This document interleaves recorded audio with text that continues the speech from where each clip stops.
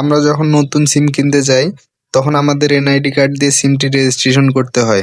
এরকম আমাদের একটি এনআইডি কার্ড দিয়ে কতটি সিম রেজিস্ট্রেশন করা হয়েছে সেটি কিন্তু আমাদের জানা প্রয়োজন। তো আমাদের একটি এনআইডি কার্ড দিয়ে কতটি সিম রেজিস্ট্রেশন করা রয়েছে, তো সেটি আজকের এই ভিডিওতে আমরা সম্পূর্ণ দেখিয়ে দিব।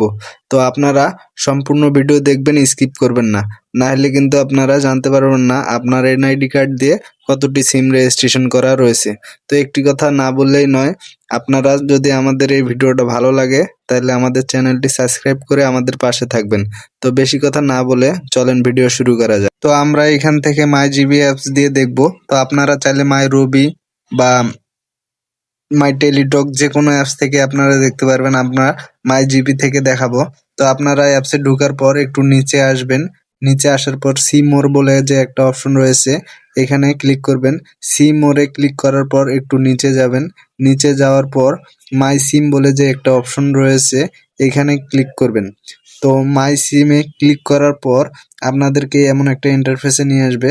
তো আপনারা এখানে আপনার যে এনআইডি কার্ডটি রয়েছে সেই এনআইডি কার্ডের 4টি নাম্বার, লাস্টের 4টি নাম্বার এখানে বসিয়ে কন্টিনিউ দিলে আপনাদের যে এনআইডি কার্ডটি রয়েছে সেটা দিয়ে কতটি সিম রেজিস্ট্রেশন করা রয়েছে সেটি আপনাদেরকে দেখিয়ে দিবে।